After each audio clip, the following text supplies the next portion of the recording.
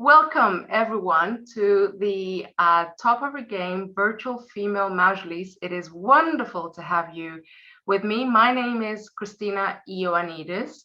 I run a company called Aquitude, which specializes in customer and employee engagement. Basically, we just want to make sure that everyone is happy, whether they're customers or consumers or employees. I created Top of Your Game about 4 years ago. What am I on?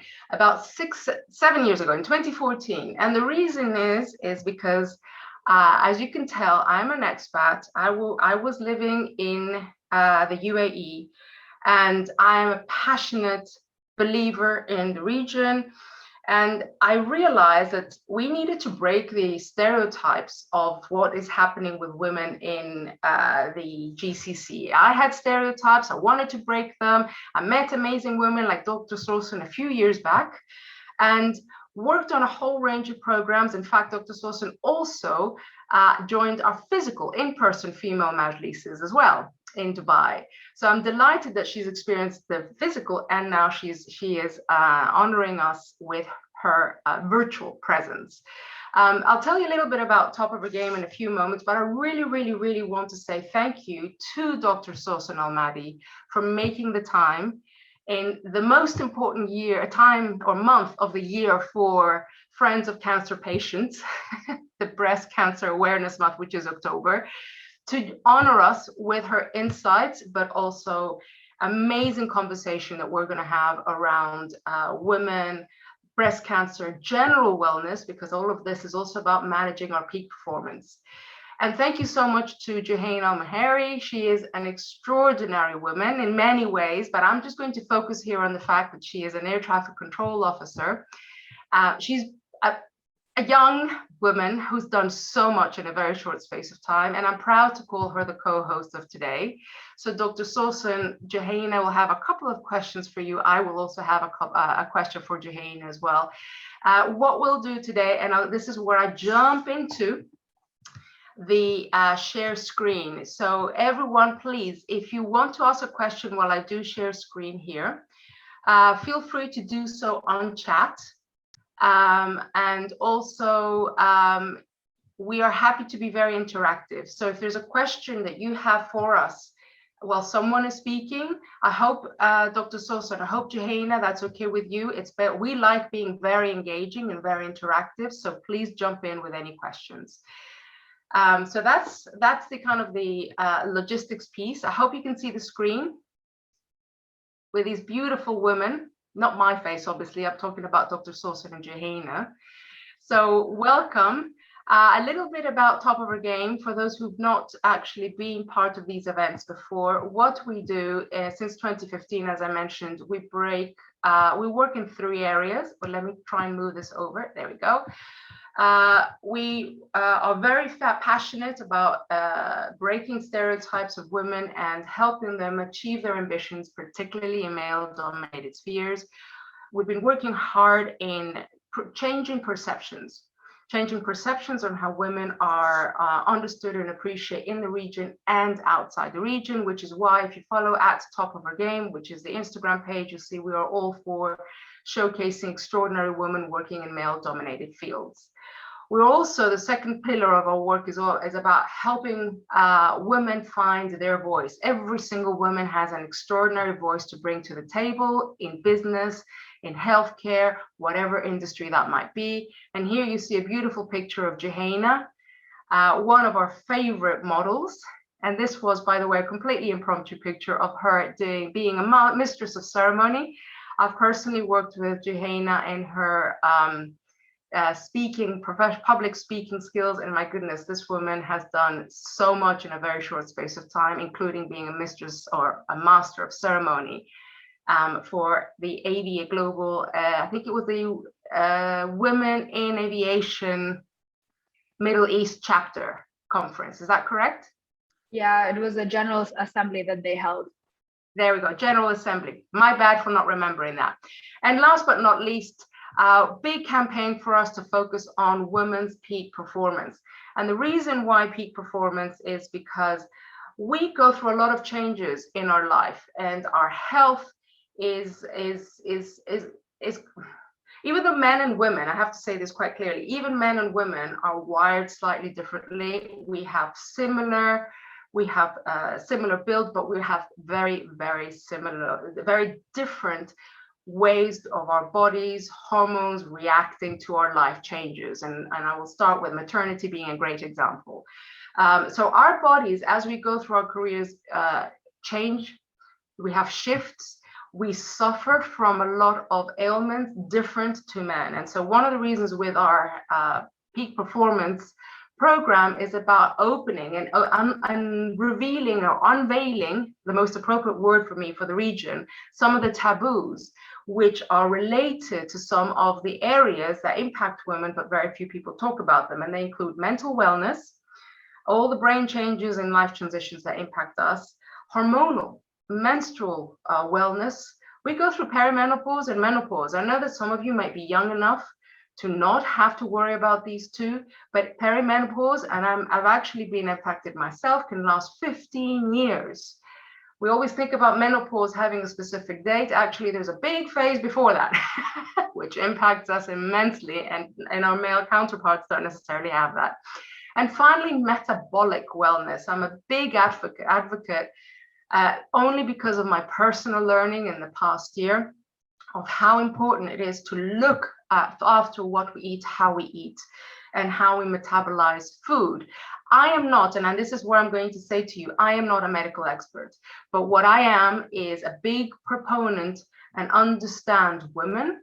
And as a coach and as a professional consultant, as in non-doctor consultant, but business consultant, we work with companies on how to retain women and how to understand the female mindset, because we are very different. So I understand how we think, and I also understand the challenges that we face, because I've had to live through these myself, and they impact us economically, socially, and in our contribution to society, which is why maintaining this female majlises and creating a support group is critical for us to kind of reveal and unveil some of these challenges. So what we will be doing today, today you'll be doing something very different. You've all attended Zoom events, you've probably been Zoomed out. However, this event is different, so please be open. It's a safe environment where we discuss a lot of things. We will discuss health, we will discuss professional development, we will discuss career, and you'll be holding conversations with other women in the region. And this is the crux of the female majlis. I will be pairing you later on with the help of the technology with someone you do not know. And I will give you an exercise to do. The reason why we do this is because as women, and I can say this in full confidence, having worked with women for most of my life, is that we do not ask for help. So today is an opportunity for you to get someone who doesn't know you to perhaps give you some pieces of advice, tidbits, for you to improve your performance at home and also professionally and also in your life generally. So when you get connected, we were more than happy after the event to connect you with the person, to put you in touch with the person that you were connected with with the technology. All you need to do is to remember who is the person. So we can remember their name. You will not have a long time to have a conversation with them, so make sure you get their name, and more than happy to, after the event, to put you in touch. I hope this makes sense to everybody. It'll become clearer when we move into that part of the conversation. Jouhayna, you've got your hand up. Yes, I just wanted to say, if I remember correctly from the previous majlises that we had virtually, since you mentioned that we're recording everything, I believe that the breakout rooms, it's not recorded. So, it's not. you know, no, yes. I just wanted to make everybody sure that when you are paired with this person, just don't hold back, because ask away, it's not recorded. Don't feel that lens on you. So I just wanted to reconfirm that because I know that would be a question in a few people's minds in the back. But brilliant, Jouhayna. This is why you're the perfect co-host. None of the conversations that you will be on are actually recorded. So you can go crazy, you can criticize me, you can say what you like. No one is going to hear those conversations. This is why it's a safe environment. And as I said to you, if there's anything in the public, this is the public space that we're in now, that you do not want us to share or cut out, please let me know, either on chat or on email, whichever way you want to get in touch. Okay, so thank you for that, Jouhayna. So I want to share one piece of information before I introduce the amazing Dr. Sawsan. And the reason why is all about why we design, and I'm going to just stop share, the female Majlis this way. So, and I'm going to share with you a piece of research by Dr. David Spiegel, who is a director of the Center on Stress and Health, professor of School of Medicine, associate chair of Stanford University School of Medicine, Psychiatry and Behavioral Sciences. He underlines that research has shown that women with a support group create more serotonin. This is the feel-good hormone, which helps combat depression and can create a general feeling of well-being. In addition, women share feelings, whereas more men often form relationships around activities. So spending time with a female friend or kindred spirit is just as important to our general health as jogging or working out at a gym. In fact, he attests that failure to create and maintain quality personal relationships with other humans is as dangerous to our physical health as smoking. So ladies, this is why we're here. You thought you wanted to go to the gym? This is your workout. We're helping you build serotonin. I'm not saying this in jest. I'm actually saying this in full confidence that this session should help you build that knowledge, that kindred spirit, that group, that top of our game tribe. So after I've shared this, I have the wonderful honor to introduce Dr. Sawsan Al Madhi, who is the Director General of Friends of Cancer Patients and the head of Medical and Awareness Committee of Pink Caravan. Most of you, if you're in the UAE, you know of Pink Caravan. They go around. They do amazing stuff with helping women with screening and education around breast cancer. Dr. Sawsan is an active member on a number of panels and boards. Dr. Sawsan, I couldn't do you justice. I'm going to name just a couple because your bio is just extraordinarily long. So you're on the board of the Royal College of Surgeons of Ireland, the UAE chapter alumni board, on the Breast Cancer Awareness Program Committee, the National Committee for Cancer Control, the Clinical Research Ethical Committee, hold on, you're the Executive Committee for the Middle East Partnership for Women's Health. I'm running out of breath. Thank you for that. Thank you. Thank you very much, Christina. Anything else you would like, Dr. Sawsan, to this amazing bio that I may have missed out? Yes, that we are good friends. Oh, yes, that's very true. Kindred spirits. Kindred spirit, absolutely. Thank you very much for having me here. And actually, you know, I'm excited actually to meet Jouhayna. That's why I was like, yes, I'll do it, because I'm so excited to meet Jouhayna. I'm still like, I want to meet the air traffic controller woman. This is amazing. Oh, thank you. Honestly, hearing that from you is such an honor, because I was fangirling about you and I didn't even expect to get that reaction from you as well. So it means so much to me. So I'll take this moment to introduce myself to everybody. I see that we have a few familiar Zoom names. So welcome back, everyone. And Christina, thank you so much for having me. Dr. Sawsan, an honor to be here with you and to have you as our distinguished guest today. So I'm an air traffic control officer, and most people don't know what that is. And for those of you that are wondering, I'm basically like the Google Maps voice, but for pilots in the sky, and I provide them with instructions in real time, and I keep them safe over the skies of the United Arab Emirates. I've successfully completed my bachelor's degree in air transport management, and I'm currently working on my master's degree in artificial intelligence. I've taken up public speaking now, thanks to Christina. You know, you've been my rock and you've supported me with so much, and you've given me my tribe. So it's an honor to stand here and speak to everybody and hopefully give that additional connection to everybody that's here today. And also, I like to create art. In the pandemic, I was drawing just to escape from the pandemic, as everybody wanted to. And then it kind of became a bit of an online business. So the piece behind me is actually a piece that I created for the girl that was living with me during the whole pandemic. So yeah, she was from Manchester, so I made her the Manchester B with an additional layer. So yeah, that's pretty much a quick summary about me. And it's an honor to have you here today. Thank you so much. Thank you, Jouhayna. See, she's the ultimate pro, Dr. Sawsan, everybody. She really is a rock star. Absolutely. Now, let's get down to business. Allow me to actually name it this, Dr. Sawsan, because I've got a question to ask you.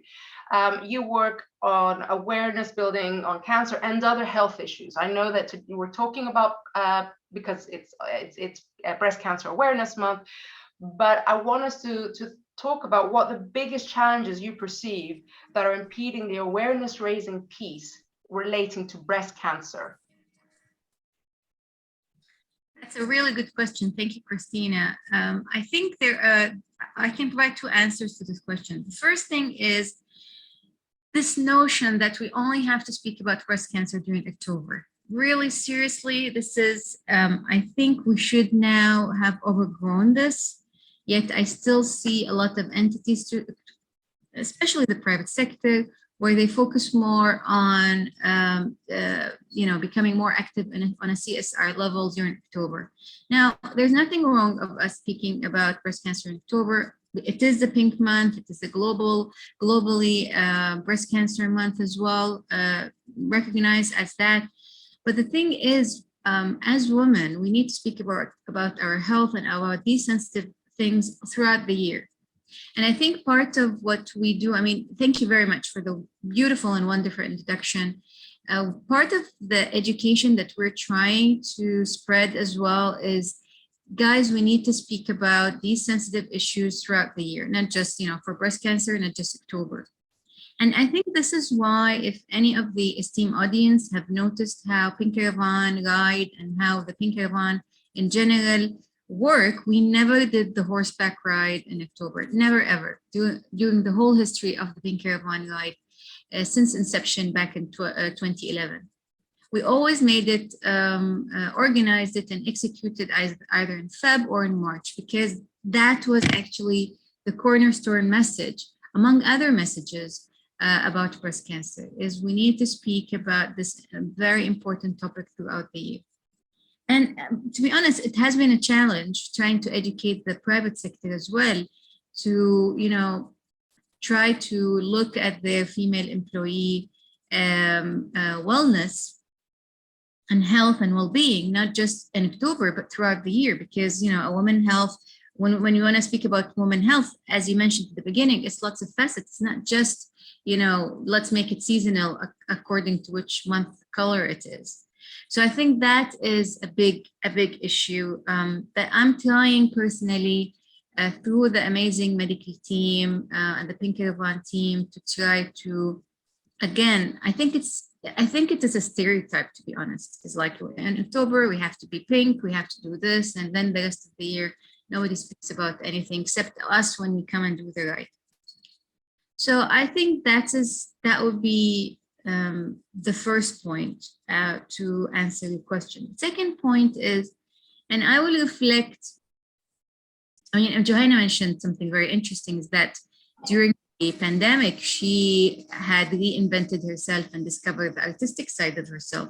And I believe that's true in every one of us. During the pandemic, and this is looking at the half full cup in a way, yes, it was horrible. People died, people got really sick. We understand that, but really lots of good things emerged. And I think one of the good things that emerged is that in a way there is now a more aware community of, I don't want to be sick.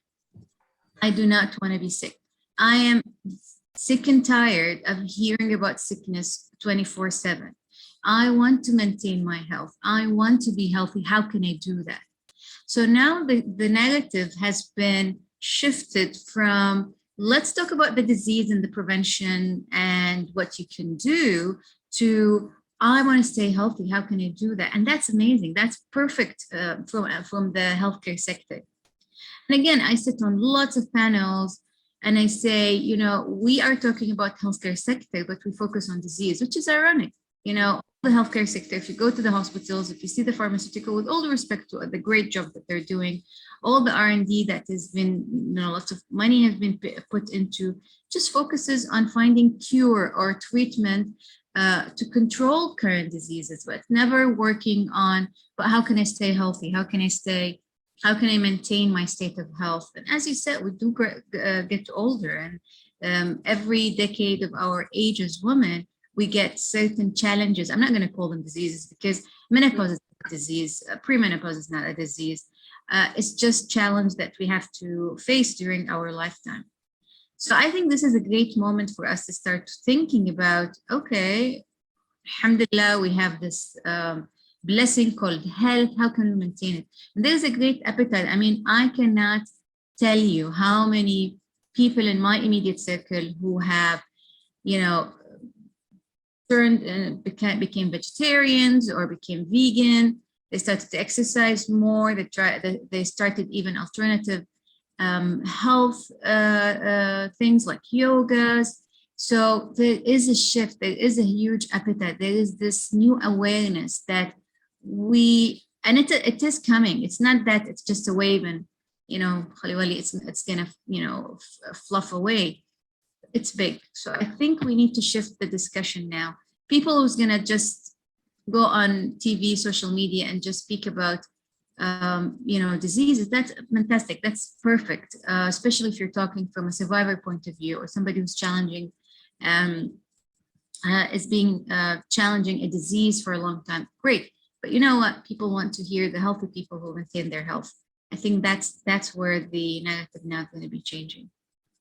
Thank you so much for this. I was listening actually to an American expert on breast cancer, and she shared a very interesting piece of research. I don't know if you're aware of it, but she said, relating to the topic of lifestyle issues, not just breast cancer, but general lifestyle issues. So she said that if a woman is overweight, she increases her risk of breast cancer, and cancer in general, but also breast cancer.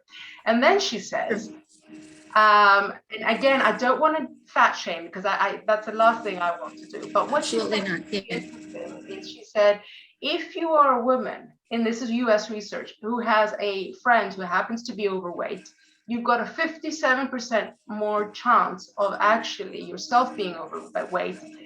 Whereas if you have a husband or a partner who is overweight, you have a 37% more chance of being overweight. And I thought that was amazing, because I thought this is the impact of having that kindred spirit. It affects us in ways that we don't even realize, that we probably even modeling our friends' lifestyle. It's true. It's true. And there is scientific evidence behind it, and there is a scientific reasoning behind it, because fat cells are important in our body. And it's not just to keep us warm and to regulate our body temperature, but also the fat cell itself, the lipid inside, plays an important role in regulating hormones. And if you see people who are a little bit overweight, they tend to have certain hormones, which is a lot as well in their body. And there are lots of hormones, especially certain breast cancer hormone, who are sensitive to these hormones. So it's like you're feeding them. You're just feeding the cancer cell the hormone that they love, and they're just gonna grow. And I would put this image in our esteemed audience, like mind is like, think about a fat teenager or an overweight, let's not say fat, let's say overweight teenager. Even if he's a male, you will still find the fat cells, like he will have what they call male boobs. So he will have fat cells in his breast. He will have fat cells in other areas in his body. And that's not good, because fat cells convert estrogen, which is a huge female hormone. And this is why we need to, make sure that all of us, I mean, that even goes to me, that you exercise. And it's not about cutting fat from food. That's not healthy, because your brain still needs the healthy fat from the food. It's about exercising, because when you exercise, you balance the hormones. So exercise increases lots of good hormones, especially the hormones that, as you said, serotonin, the happiness hormones. This is related to the brain, but also other hormones like growth hormone and testosterone. As women, we do have testosterone, by the way. It's not just a male thing, but we need it, but in a certain level. Again, if it's more, then there is an issue. It's really about balance at the end of the day. And I like that research that you have read, because again, it reflects on, if you go back and look at the WHO, who is now, everybody knows who the WHO is. It's the World Health Organization. If you look at their definition of health, which by the way have not changed since 1946, so almost now 70 years, 80 years down the road, it still uses the same definition. And health is not the absence of disease. So if you go to the street and ask people, what does health mean to you? It's not, oh, alhamdulillah, I have no disease, I am good. That's not health. Health is the well-being from a physical, mental, psychological, environmental, social, I add spiritual well-being. So really, if you look at that definition and you look at, for example, for me personally, if I say, okay, I'm physically healthy, I'm mentally, I'm okay, psychologically fantastic, socially, I'm not really, I don't have that many circle of friends, oh my God, then I'm not healthy, something like that. And this is why when we talk about social diseases, for example, it's true, racism, bullying, those are social diseases. And it does affect the other aspect of health. So if you have a young child who's being bullied in the school, then definitely mental health will be affected, physical health, they'll definitely develop lots of issues physically, and etc. And you can take it from another point of view.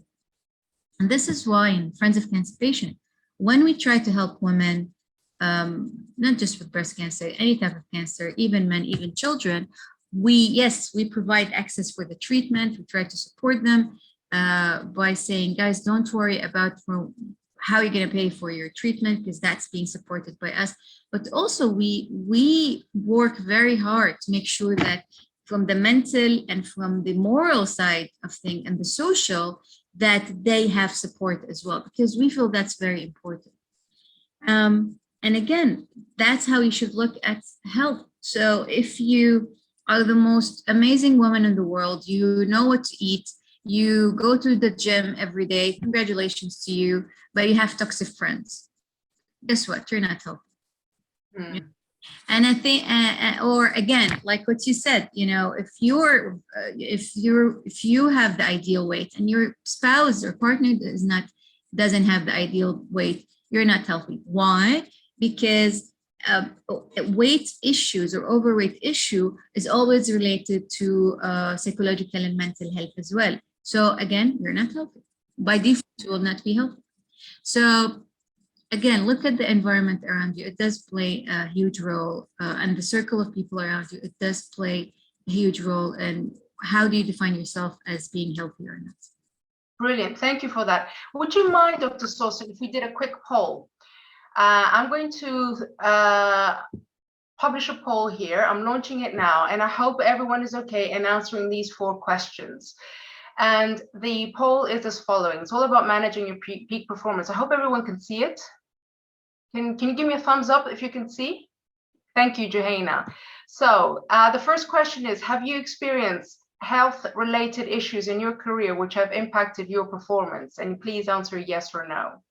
The second question is, was it easy to find ways to navigate yourself during those times where your performance was impacted? Again, answer the question yes or no. If the answer was no, yes, sorry, what were the reasons which made navigating the times when your performance was impacted by health issues difficult? And here you can answer multiple questions. So I did not know where to turn to for information. I felt confused as I did not know what was wrong with me. I could not find a support group.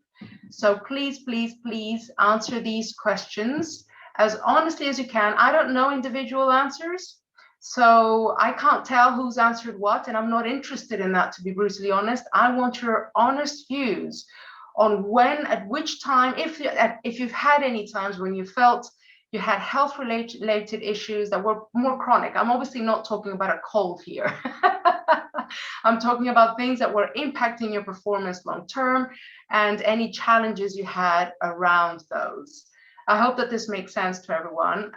Please answer your question. I'll answer these questions, and then we'll go back to having a conversation with Dr. Sawsan, because I know Jouhayna is dying to ask you a question as well.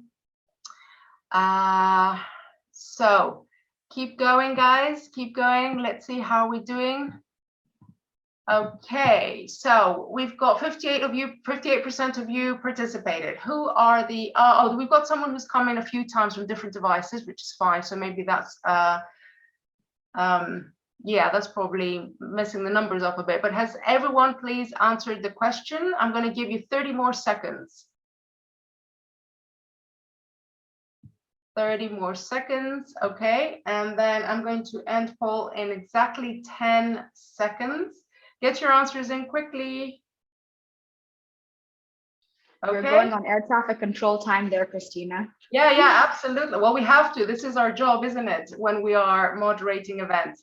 Excellent. You're nearly there, everyone. They're coming in now. Nice and fast. Excellent. So I'm going to end poll now. I don't know if you can see the results. I'm going to share them with you. So what we have here is, you say 67% of you said that you have experienced health-related issues. Mashallah, no, were 33%. Long may that continue.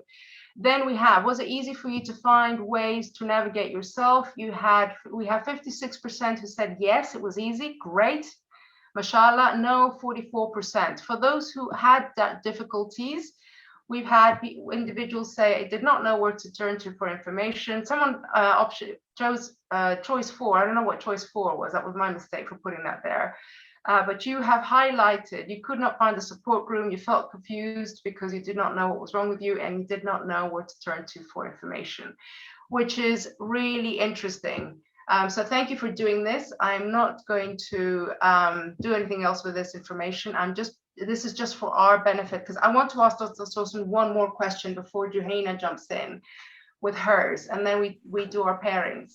But Dr. Sawsan, it is said that it's very often there's a misunderstanding that breast cancer is solely hereditary, but there's increasing data to highlight that actually, and I think Jouhayna's got the numbers on that. I think it's only 15% of breast cancer is actually hereditary. The other 85% or so is non-hereditary. So what's behind that? So the statistics goes like this. So if you have 100 women with breast cancer and you actually go and do genetic testing on them, or you actually ask them about, what's the family history. So only 15 or 20 will actually, women will actually either have a family history or will have the genetics, and 80% or 80 women, nothing. They will say, I have no family history of breast cancer. And if you do the genetics for them, the BRC1, BRC2, they will test negative.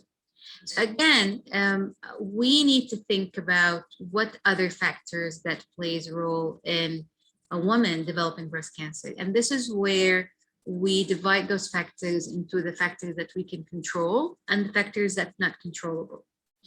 So when we talk about the factors that we cannot control, the most important factor is me being a woman. I cannot control that. I was born a woman. Being a woman on its own increases your risk factor. Breast cancer can affect men, but in a very, very low percentage. So if we take the example of 100 cases of breast cancer, you'll have 99 cases in women and 1 case men. It does happen, but very rare in men. We actually, in Pink Caravan, during the whole 11 years that we screened the population in, we have reached more than 75,000 screened in the population, diagnosed more than 80 plus cases. We have discovered 1 case, which is a male. So going back to those factors that we spoke about. So what are the things that you can control? The uncontrollables, let's go back to the uncontrollables. So, having my period early, having my menopause late, what does that mean? It means that my body is under the influence of female hormone for a longer time, not having children, not breastfeeding. Breastfeeding is actually protective of breast cancer. Having family history, having the genes, all these are factors that I cannot do anything about. So what are the good news? The good news is there are factors that I can do things and I can be proactive in, and that is living a healthy lifestyle. And again, think of health from the perspective we spoke about. So yes, you can be eating healthy, doing all the right things, having all the right supplements, exercising, maintaining a healthy body weight. That's only the physical side of your health. Work on the mental, work on the social, work on the spiritual side, work on the environmental side. Who is your close environment? That is very important. Stress, trying to reduce stress, very, very, very important. There's lots of research coming up now, which is linking stress to lots of health disease, not just cancer, even heart disease, diabetes, polycystic ovary diseases, which is related to overexhausted adrenal glands, and metabolic disorder, and cancer as well. So, and again, that's one of the things I was so excited to meet Jouhayna today, because what she's doing is very highly stressful job, and I'd love to hear how she manages that, because I believe that's very important. And really, if anything, she can be a role model for lots of people, and because you know, when a woman comes and say, "Oh, I'm very stressful because I'm trying to, manage my child and a husband," and then compare it to Jouhayna's stress, which is she trying to land airplane with lots of lives on it. So, compare and contrast. Of course, I appreciate that that's stressful and this is stressful, but I think how we deal with it is very important. So one more thing as well, you watch what you think and watch your emotion. There is now really increased a number of research. There is a scientist, I think her name, I can't remember her name. She's from Harvard. She just discovered that cells carry memory of emotions. So when you go, let's say something traumatic happened into your life, we lost losing a parent, losing a child, losing, I think that's the worst thing that anybody can go through, is actually the death of somebody, of love with somebody, of somebody you love. And what happens is there are certain feelings is linked to certain chemicals and hormones as well. So if that feeling lingers in your body for a very long time, what happens is that your cells start developing receptors for those chemicals and hormone, which means your receptor is expecting these chemicals and hormone all the time. And this is why when people are depressed for a very long time, it's not easy for them to jump from that depression and say, "Oh, I'm fantastic," because they literally are, their body is literally addicted to those chemical and hormones. So be careful of that, because what happens is if your cells develop receptor, let's say for, I actually feel good if I'm always sad all the time, that's dangerous, because it is putting your body under so much stress that you cannot, even when you try to become happy, if you want to go out with your friends and or husband or children, and you say, I cannot feel happy, I cannot feel happy. Guess what? You actually conditioned your body to like being sad all the time. So these kind of things, it's just, and I think these kind of research are becoming more important right now, because lots of the feeling that people, alhamdulillah, we are lucky to have had the COVID saga in UAE, because, we bounced back very quickly. We still had that social connection in a way. The longest lockdown we had was just 3 months, which was fine. It actually was a summer, to be honest, and it was cool to be indoors and working from home. So again, looking at the half full, not the half empty. But again, people who were in lockdown for a year or something, look how they are now conditioning their bodies into what exactly.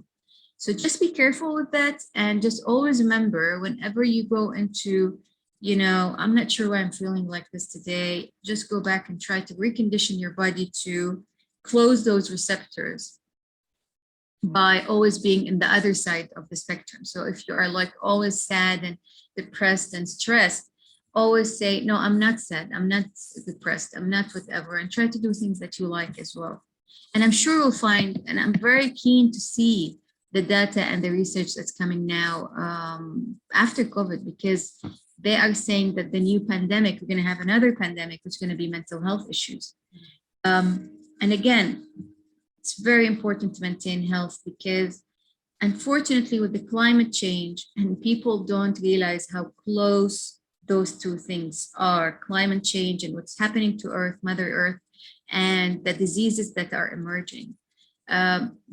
This decade is the disease of infectious diseases. So even if we go ahead and I'm not trying to be pessimistic here, but I'm laying out the data, which is happening. So every 3 years, we might have a pandemic if things go the way it is going right now. So again, it's my responsibility, it's individual responsibility, not just government, to make sure that we are working hard on preventing any more environmental damages, because the environment is fighting back by creating all those, diseases and pandemics. Because guess what? We're killing Mother Earth. Mother Earth will do what? So just take this as a I hope that we learned.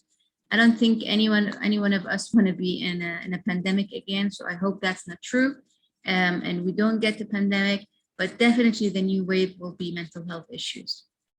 Thank you, Dr. Sawsan. That was, what can I say? And I have to say, I have to give you the award of being the first calmest speaker of stroking her cat.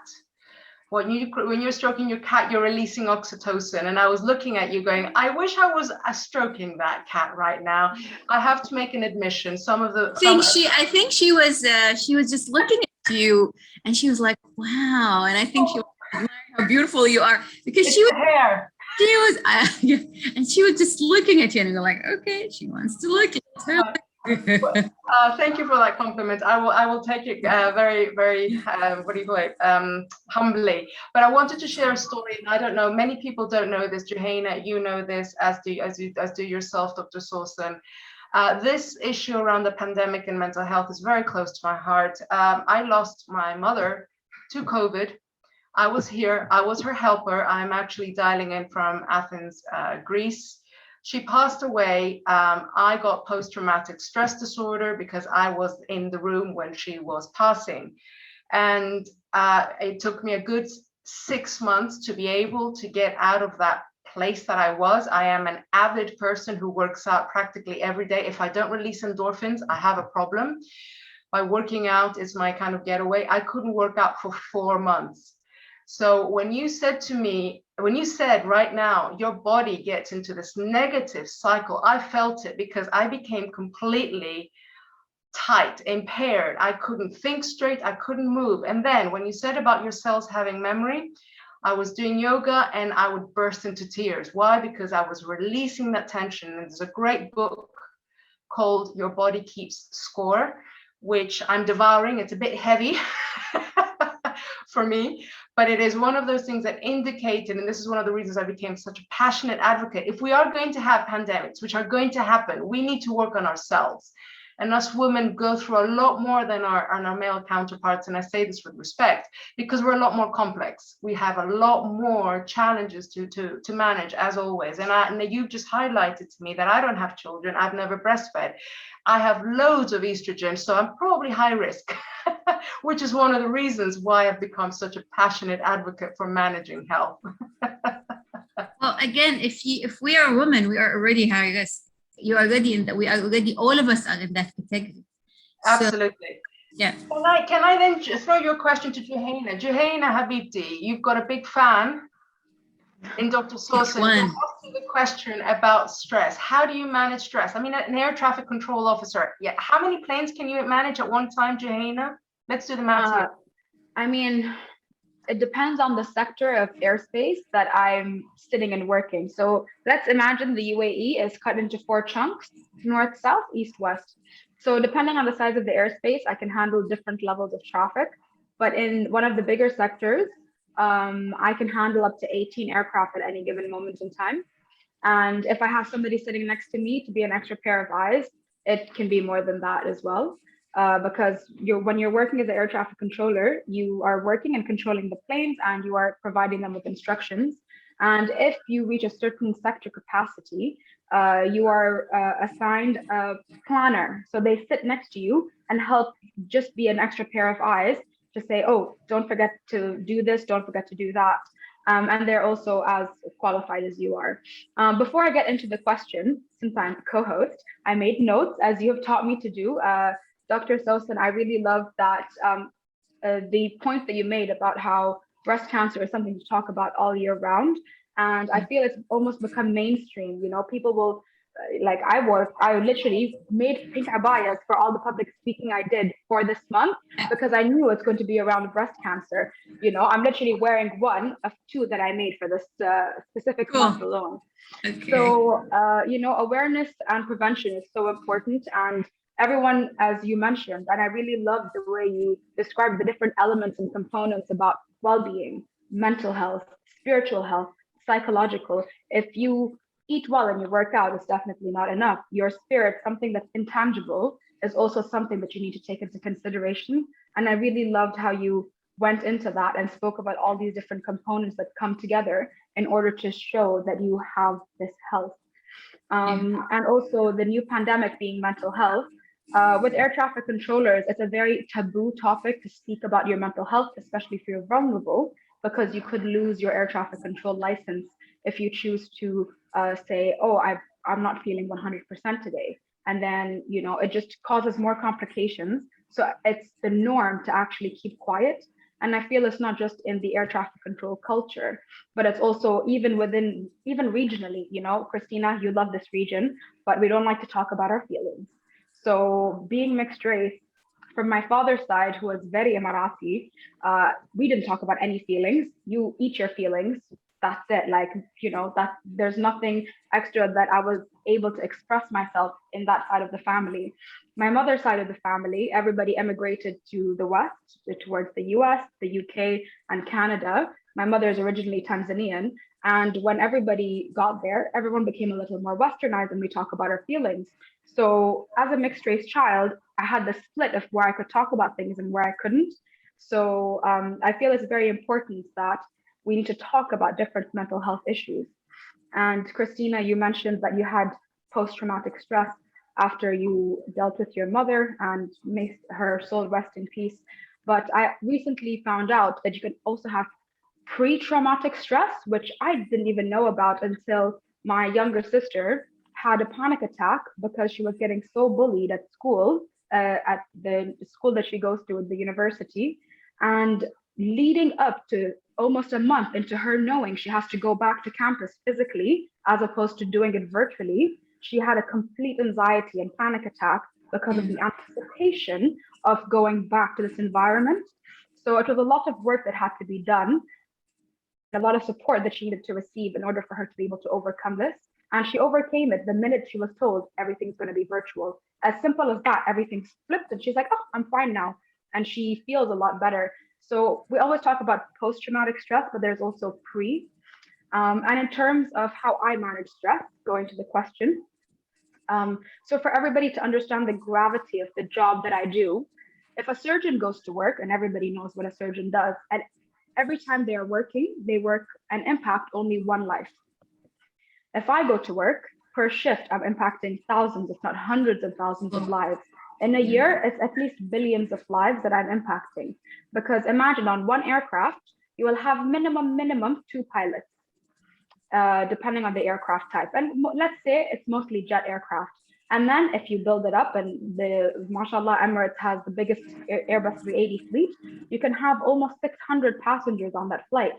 So imagine each dot on my screen has an average of 250 lives. And imagine playing a video game with no game over option. It is intense. So now how I manage the stress. So the training program is 3 years long. So knowledge is power. I learned everything I needed to learn and did everything that I had to in order to have all the knowledge. Because when you go and you're working actual air traffic, you don't know the traffic pattern that's going to come in, but you can learn the routes, the procedures that you need to follow and keep it that way. And also it's very important, and this is the mental side of things, to compartmentalize. When I started, I was 19 years old, and my parents were going through a separation, another mental factor that was impacting me. And I had to go to work, and I had to learn how to do air traffic control in a very high pressure environment, because the training is one of the most difficult mental trainings in the world, regardless of a region. But your training program, if you get into air traffic control, is very, very difficult. Even the selection process is tough. Just to give you all a statistic, everybody that applies worldwide to be an air traffic controller, only 1% actually gets in. After you get in, maybe you won't even know if you're going to actually pass. So you could reach the final week of your training and get told you didn't make it. After 3 years of work, that's almost 1,000 days of you giving yourself your all, and then you get told, you're out, that's it. And the fail rate is very high, it's approximately 80%. So you have all this stress over all these years. So I had to learn from a very young age to be able to compartmentalize. And this is where the tribe is so important. I had a very good instructor who sat me down and he's like, Jouhayna, seriously, you need to get out of your head. And he told me to visualize every time I walked into the building, there's a big gate, and I would walk through and I would imagine all the drama with my family, we all have it, positive and negative, is out. And when you come into this building, you are going to work planes because you cannot have a game over option. You need to show up and you need to get everything done. And then after that, crumble, do whatever you need to do. But when you're there, you make sure that you move these things safely. So it's all about the mental. You have to compartmentalize. And now I'm an on-the-job training instructor. So I give the same advice to my trainees. So I personally, whenever I drive past a flyover, the specific flyover just before I get to work, I imagine, that's it. Now my air traffic controller, khalas, get going and get this job done. After 8-hour shifts, you can think about everything else, no problem. So this is the mental side of things. And then in terms of the physical, Christina, I totally understand what you mentioned in terms of having to be physical. Pre-pandemic, I was constantly working out, very active. I lost a lot of momentum with that during the pandemic, to be honest. And, I spoke to you about all my struggles. And, I recently realized, because I didn't step on the scale for almost a year, that I put on 15 to 20 kilos just because I didn't move for a year and a half. So these are things that we don't talk about. And it actually takes a lot for me to share that I have let my health go. And so I'll circle back to this point later, but how I physically manage the stress now is I just take up different activities. So growing up, I did ballet for 14 years. So I'd go to school, deal with school, and then after school, ballet was my escape.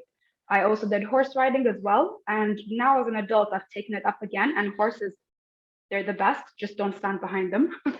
And then I also started riding dirt bikes. So I really enjoyed it in the desert. So I decided to get a motorcycle and ride that around. So it's just about having different outlets, but you always have to remember it's internal, intangible with, how your mind is, how you're treating your spirit, but also to do something to exert that energy. Thank you, Jouhayna. I mean, I was trying to do the math, but I didn't get very much more than 18 times 250. So someone do the maths for me. We've got a couple of questions for Dr. Sawsan, but is that okay if we get to those after we do our pairings? Because we've got ladies who really need to dash off, and I want them to experience the super sexy part of the event now. Obviously, the less sexy part, because obviously Dr. Sawsan and Jouhayna, you are the most sexy. But it is the pairing of, thank you, Jouhayna, to the 4,500 individual lives at any given time, correct? Yeah, but depending on the section, that's taken. Yeah, but you have to take into consideration that each one of them has a family behind them. So there you go. So hello, talk about stress. So yeah, if you allow me then, thank you for doing the math, Jouhayna. You're very quick. So I'd like to pair everyone up to have our one-to-one conversations. And this is what we're going to do now. Please, please, please, if you can stay 10 more minutes, this is going to delight you. So what I'm going to do is share screen, because I want to tell you what we're going to do very, very quickly. I'll give you these instructions. Right now, you're going to be paired with someone else who is going to be who's in this event. You please introduce yourself and then answer this question. What is your biggest challenge in maintaining your peak performance, and how can the other person help you? You will have 8 minutes in total to have the two-way conversation. So you have to talk quickly. Now, there's a reason for that, because you will not be able to finish a conversation. I want you to carry on speaking after the event. So, as I said, introduce yourself. What is your biggest challenge in maintaining your peak performance? How can the other person help you? I will do stop share right now. And now I will organize the breakout rooms for you to have your wonderful conversations. Okay, so here we go. Oh, by the way, if you are not paired, please, because we may be an odd number, please stay on and be with us in 8 minutes. We will come back to this public forum, and as Jouhayna said earlier, we will be we will not be recording, okay, anything that goes on in those conversations. So here we go. I've pressed the buttons. I'm pairing you up. All you have to do is press the green button that says join. Hopefully you will see it. There's a green button. Please press it and join. Welcome back, everyone. Dogan, you made it. Dr. Sawsan, how was that? It was really good. You should speak to the lady I was with. She has really good ideas, actually. Is this Dogan you were with? Yes, yes. It's my surname, Dogan. Dogan is my surname. Oh, I'm sorry, Azime? Is it Azime? Yes, yes. Ah, lovely to meet you, Azime. Wonderful. I would love to speak with you. Yes, yes. Yeah. We'll welcome everyone back. Let me know how that was, please. Oh, Nicolette, thank you. Thank you for that compliment. I will take that. Going back to your sessions, how were they? Very quickly, let me know. One word. Great. Great. Jouhayna, great. Okay, everyone, let me know what your feedback is. Now, what I'd like to do, there's one question, and I think it was from Alia. Alia, you had a question to Dr. Sawsan, which was, it was a revelation. Dr. Sawsan, Alia said that she didn't realize that men can have breast cancer. Do you think it's because they don't screen? And why do we not know that it's that common? So funny thing is about male breast cancer, it's not funny, but it's ironic in a way. It's that, remember the question you said in the beginning about genetics and hereditary. So in men, it is almost 100% genetic and hereditary. Oh. Yeah. So unfortunately, the man will have that in their family, and they will have a strong genetic predisposition, and they will have it. The problem is we don't hear about it is because men and women don't know that men can have breast cancer. Although again, men breast tissue. So men and women have breast tissue, obviously, but women is more developed.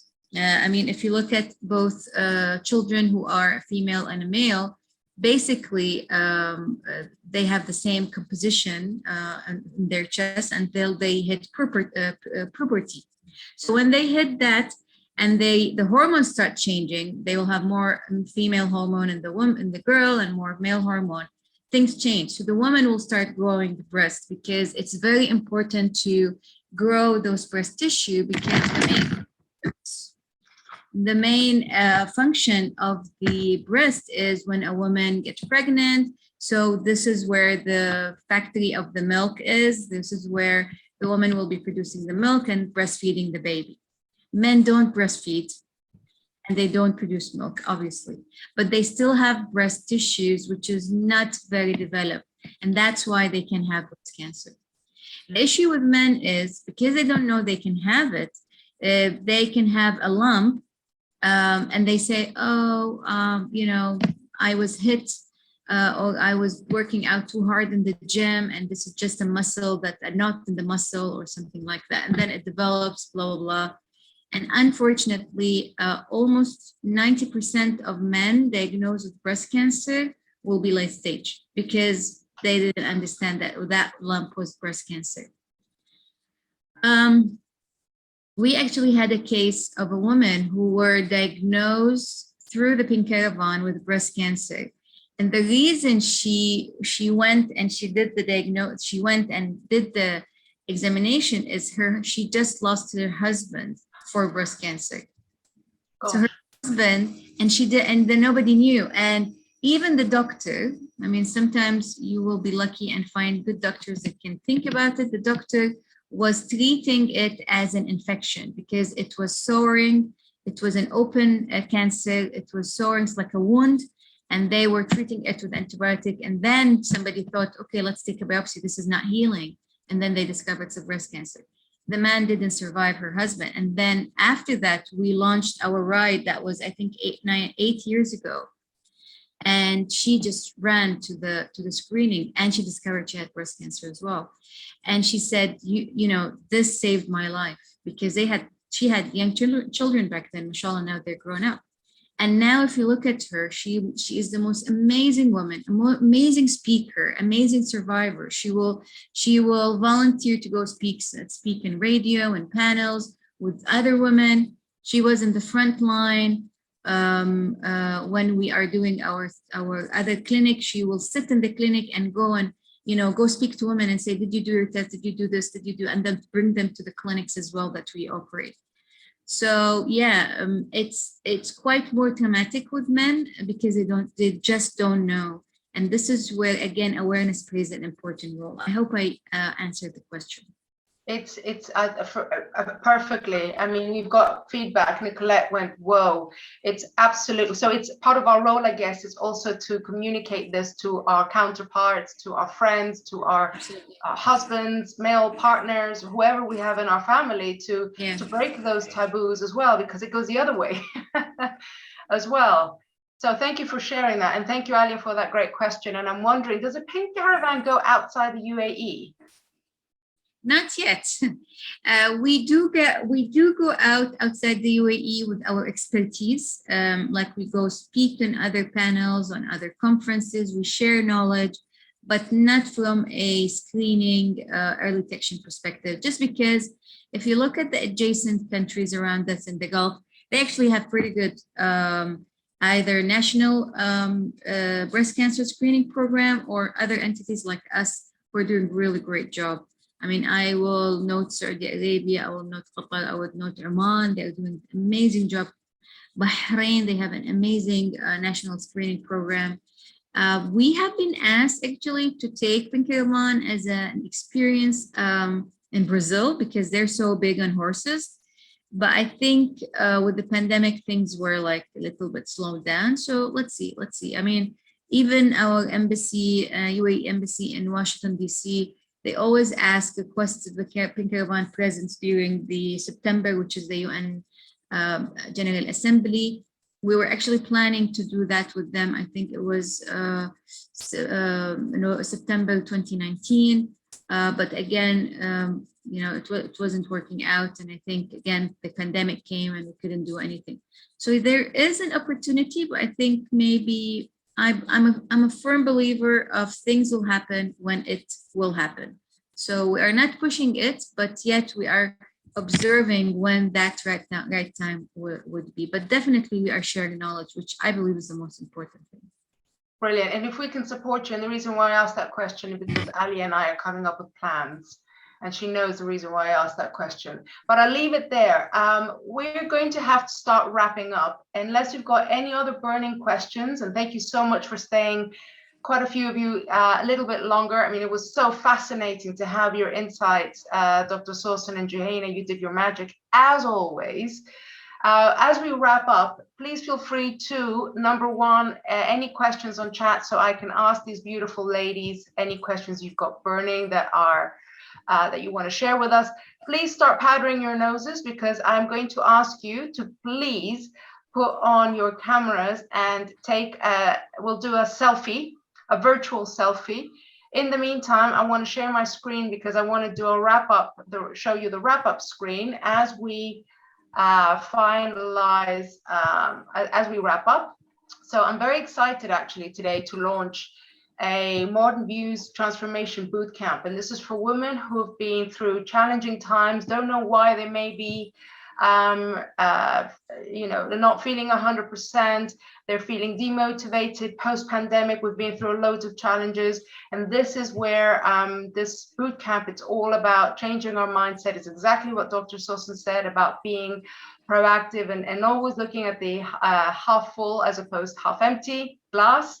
So it's all about 10 live in-depth modules to get you to your peak performance, and you do loads of homework as a complement. And as Jouhayna knows, the live instruction is unbeatable. So this is something that I'll be sharing more details with everyone post this event. But now, as you wrap up, please give us your feedback, whether it's on chat, whether it's on social media. Follow us, Top of Our Game, or Christina _official is mine. Join the WhatsApp dedicated group. We've got one, so please put your number in the chat, and also put your country code, because we don't know where you're dialing in from, whether it's UAE, whether it's Bahrain, whether it's Oman, etc. So if you add your dialing in code, that'd be fantastic. Recommend a friend for your next event. Make this one of your takeaways. Not only reconnect with the person that you've connected with, but also recommend for a friend for the next event, which hopefully will be next month. Give us the feedback, as I said. We're going to do our female Majlis screen, what do you call it, selfie. So I'm going to ask you to all please put your cameras, please put your cameras. All you have to do is smile. That's all. You don't have to do anything else. Just put your cameras on and smile. I just want to immortalize this moment of a fantastic event. So please, everyone, can you put your cameras on, fix your shaylas, powder your noses, lipsticks on, and the brightest Colgate smile possible. There you go, Alia, yay! This is the first time I see you with a colored abaya and hijab. I want to say I inspired it. Yes, obviously. Love it. Okay, so everyone, please take a moment to put your cameras on. There's a few people who haven't put their cameras on. Let me see if I have to change the view. Hold on, let me see if I change the gallery view. There we go. There's got to be more. Nicolette, Jouhayna? I think people ran away knowing there's a picture at the end. Yeah, we do. We're very shy as women. Anyhow, let's do this, ladies. Big smile. Mashallah. There you go. So we're going to tag all of you. Ali, I don't have your social media contacts nor yours, Azime. I will send you mine. I will send you. Okay. Please tag so we can tag you on social. And thank you so much, Dr. Sawsan. You were extraordinary as always. And inshallah, Pleasure. We'll make more magic happen in the future, inshallah. Inshallah. And thank you very much. Thank you so much. You were a star once again. And thank you everyone for taking the time and being with us for a little bit longer than normal, but it was so fascinating. And hopefully many more Dr. Sawsan to come. You really have so much to add. I'm in awe of you. You're so sweet. You're so sweet. And it's a pleasure to see you, Christina, hopefully soon face to face. Jouhayna, it was an honor. And the amazing ladies as well. Thank you very much for making it an extraordinary night for me. Thank you. You too. Thank you, everyone. We'll have a lovely, lovely evening. Thank you so much. Nice evening. Thank you so much. Thank you, Nicolette. We missed you on the picture. Thank you for your feedback. So everyone, give us your feedback, please, on chat. Alia, sorry, I missed you. I said, thank you, Christina. We love you. We love what you're doing. Honestly, we so appreciate you. Thank you so much. It goes both ways. Excellent, lovely ladies. Thank you so much. Don't forget to write us your WhatsApp number here. We'll invite you to the group. Dr. Sawsan, let me know if you want to be included or not to this WhatsApp group for the female Majlis. You can do so privately, no pressure. Jouhayna is already in there. So yes. Thank you so much, ladies. It was a dream. Thank you all. Alrighty, we're going to start wrapping up now. Thank you so much, everyone. Big smile and be well, everyone. Look after yourselves.